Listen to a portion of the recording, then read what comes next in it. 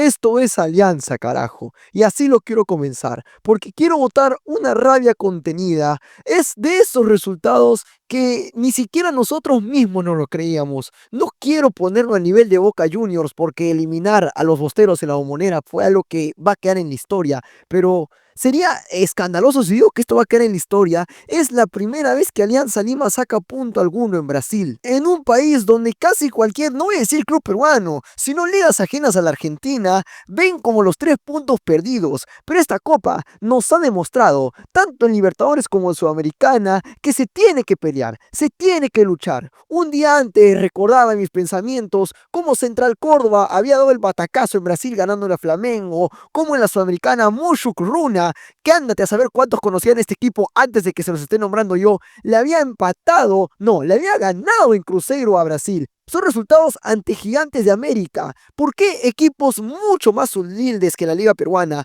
Porque sacamos la excusa, ¿no? Decimos, no, es que no tenemos presupuesto, no, es que no tenemos la táctica, los jugadores, hay que poner huevos y hay que jugarlo. Y hoy Alianza lo tuvo. Una alianza que, como lo dije al principio, ni siquiera nosotros mismos lo esperábamos algo. Y si nosotros, los hinchas, no esperábamos algo más allá, ¿qué iban a decir los del frente? Los del frente esperaban una goleada. Y no se hagan los onzos, nosotros también. Cuando en la línea defensiva veíamos que no iba a estar Enrique, veíamos que no iba a estar Zambrano, no iba a estar Garcés, no iba a estar Trauco. Iba a ser una línea defensiva totalmente improvisada que no iba a tener conocimiento mutuo alguno, ya que sería la primera vez que jueguen juntos. ¿Qué podríamos esperarnos de eso? Voy a bajarle un poco a mi euforia y hablemos del partido. En el arco salió Vizcarra y más allá de la posible alineación que se filtró hace unos días con línea de 5, agradezco que Pipo haya vuelto a la línea de 4. Salieron Noriega, Velázquez, el nieto del patrón Velázquez, Marco Guamán y Richie Laos por izquierda. Luego en el medio, Jesús Castillo reemplazando a Noriega, que se había ganado el titularato en esa posición.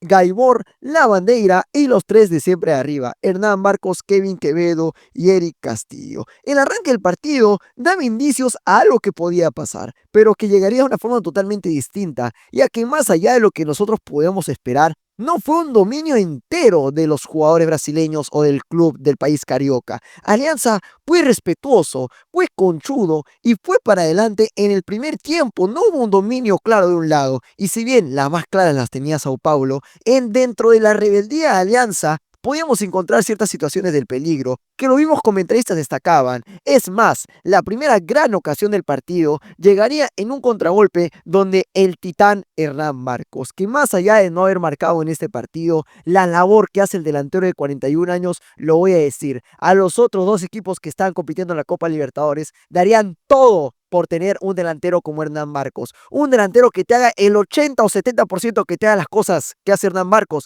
Sería titular tanto en Universitario o Sporting Cristal. Y créanme que lo han extrañado en esta fecha. Bajó la pelota, hizo un mini sombrerito para quitarse de su marca y con la pierna izquierda levantó la pelota de tal forma que iba a ser un golazo, pero el palo le dijo que no. El palo rebotó el travesaño, para ser específico, el esférico terminó dando contra el piso y cuando llegó a Quevedo para cabecear solo, le terminó quedando muy arriba el balón y desperdiciaba la gran ocasión del partido. Y Alianza era intenso, Alianza era conchudo, trataba de mantener el partido trabado, que no se juegue mucho al ritmo que quería Sao Paulo, y llegaba con la vehemencia de La Bandeira, llegaba con la calidad de Quevedo, que empezaba a dar chispazos, con las virtudes de Castillo, pero lamentablemente es un equipo brasileño y nosotros estábamos con la defensa suplente. Acá es donde quiero remarcar algo. Lamentablemente los que más quedaron a deber fueron los laterales. Ricardo Lagos y Marco Guamán fueron superados porque sencillamente no daban la talla, no dieron la talla.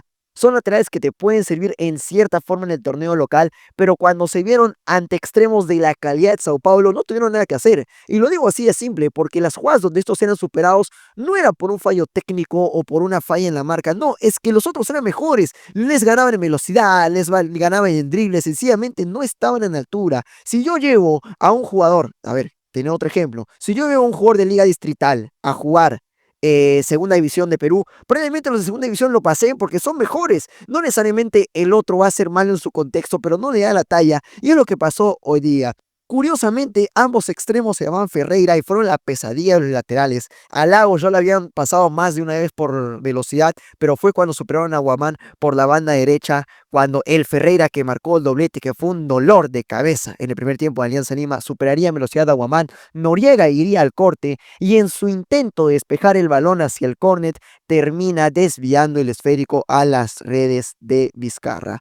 Era el minuto 32 y llegaba el 1-0. Un 1-0 que podía quedarse injusto, ya que las más claras la había tenido Alianza Lima, un equipo blanquiazul que hoy día vistió enteramente de azul, que no estaba siendo superado, pero que ante un brasileño ganando en su casa, ¿qué podías hacer? Y este pensamiento se reforzó más cuando Sao Paulo tuvo los 5 minutos de furia y tan solo 4 minutos después el mismo Ferreira, no el del otro lado, sino el que nos había marcado el primer gol, nos marcaría el segundo. En este caso, Guamán vuelve a ser superado por la banda derecha, sacan el centro y aquí el que es superado es Velázquez, que tuvo ciertas imprecisiones, tuvo ciertos aciertos, tampoco lo voy a matar, es un chico de 19, 20 años que ha tenido su debut en Copa. Nunca había jugado Copa Libertadores, ni siquiera entrando desde el banco de suplentes y lo arrancamos de titular en un partido en Brasil frente a Sao Paulo, tricampeón de Libertadores. Ferreira termina ganando en la marca y cabecea el 2-0 en 40 minutos. A estas alturas todos llevamos el partido por perdido, rezando porque no se dé una goleada, muy angustiados, pero sobre todo frustrados porque entendíamos que Alianza pudo haber cambiado la historia, si tal vez ese cabezazo de Quevedo estaba mejor centrado, si el palo de Barcos entraba, si la bandera se tomaba un poquito más de tiempo para pensar, pero así acabaría el primer tiempo con una Alianza que no tendría rumbo al inicio del segundo, porque arrancada la segunda mitad, la tónica del partido no cambiaría, Sao Paulo iría hacia adelante y parecía que en cualquier momento llegaba el tercero. Es a partir aproximadamente de los 60 minutos que Alianza empieza a ir hacia adelante. Y los mismos locutores lo decían, los mejores momentos de este Alianza Lima es cuando puede ir hacia adelante y puedo sacar una conclusión que es que del ataque titular casi estuvieron todos. Estuvo Barcos, estuvo Quevedo, estuvo La Bandera, no estuvo Cantero ni Cepelini, estaba Gaibor, estaban todos y el ataque cumplió a creces, porque en todo el partido, cuando Alianza dominaba, podía generar un buen fútbol y ahí se vio la diferencia de aquel partido con Libertad donde llegaron sin rodaje. Ahora sí hubo, y más allá que Sao Paulo es un equipo que te da más espacios, es Sao Paulo en Brasil y la diferencia de haber tenido ritmo lo cambia. Vienen de jugar ante Libertad, vienen de tener un clásico súper intenso dominado ante la U, ahí se ve la diferencia. Llegaría a jugar por la banda derecha, el centro dormiría en el pecho de Hernán Marcos, el inacabable Hernán Marcos, la bajaría para que Gaibor con un control logre filtrar el pase hacia acá, nadie más y nada menos que el Bombón Castillo, que llegaba como una ráfaga por banda derecha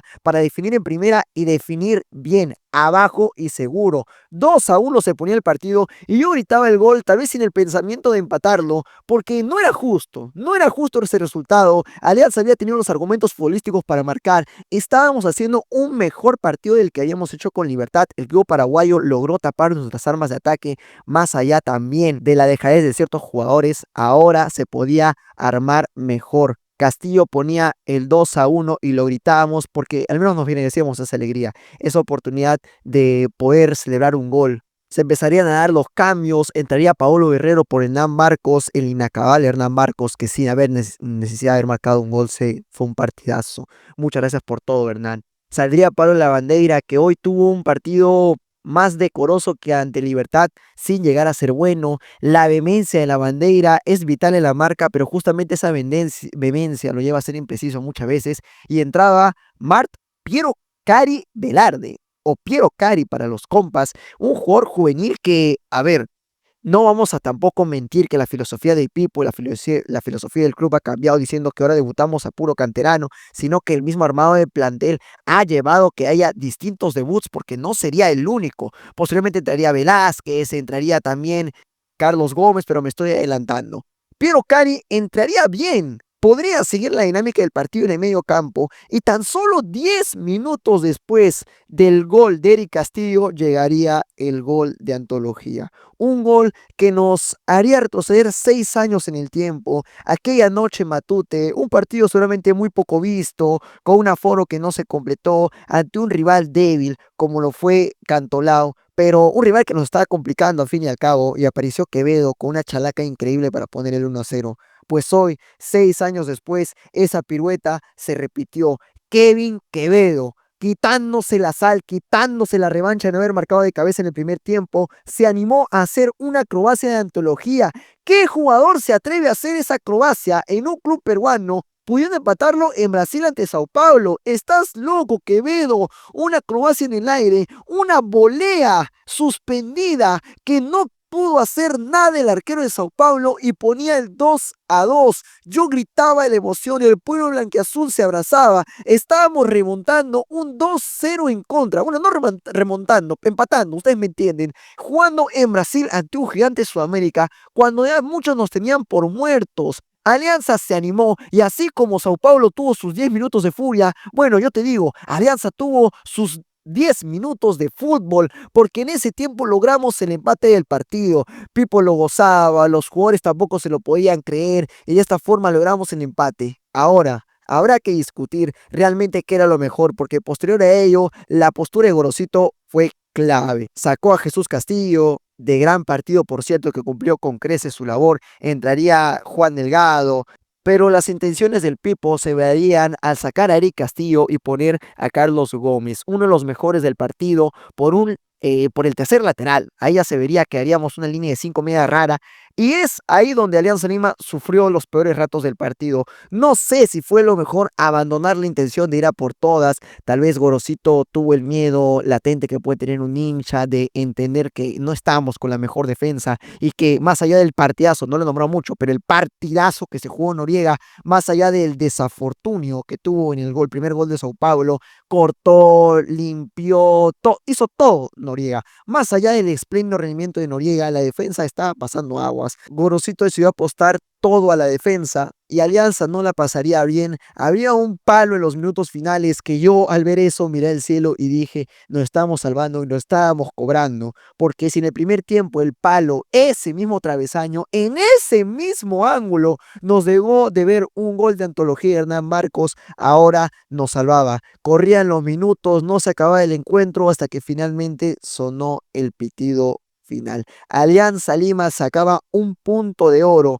y no solo un punto que ya empatarlo en Brasil es un resultadazo, sino que te regresa la ilusión, te regresa la vida, porque haber caído ante un rival directo como lo fue Libertad y todavía en Lima, ya daba a entender que este Alianza podía quedarse muy relegado en la posición o en la lucha de cupos hacia los octavos de final. Ahora, con este empate tampoco les voy a engañar decir que Alianza Lima está con un pie dentro, o mucho menos, pero la esperanza regresa porque vemos el verdadero potencial de este equipo, porque el verdadero potencial no se vio ante Libertad. Ese no es todo el potencial del equipo. Podemos decir que con la defensa titular podríamos ganar este encuentro, sí es verdad, porque como lo digo, los puntos más flacos o más bajos fueron los laterales. Richie Lagos tuvo un partido para el olvido, no quiero renegar con él porque al fin y al cabo el resultado me terminó alegrando la noche, pero es verdad que no estuvo preciso ni en los pases, ni en los remates, ni en los centros, ni en la marca. Lo bailaron al pobre Richie Lagos. De ahí del mediocampo hacia adelante, casi todos cumplieron con creces. El único bajo, se podría decir entre comillas, fue Pablo Lavandeira. Y de la defensa destacar increíble a Eric Noriega, que más allá de estar acostumbrándose en la posición de mediocampista defensivo, hoy cuando le tocó asumir el rol del defensa principal, no se animaló, no se achicó y fue a por todas. Ahora la Copa Libertadores tendrá una para de 2 semanas. El siguiente duelo es ante Talleres en Lima, un Talleres que no ha sumado punto alguno en estos 2 partidos de Copa Libertadores, y si Alianza verdaderamente quiere hacer de este punto algo a recordar y que sea un no empezar en la fase de grupos de Copa Libertadores, tendrá que sacarle los 3 unidades a Talleres y hundirlo más en las tablas. En ese momento sí podemos decir que estamos de vuelta y que este equipo sí tiene el derecho de hacernos ilusionar. Yo soy 100% Gabo y la vida es 100% fútbol.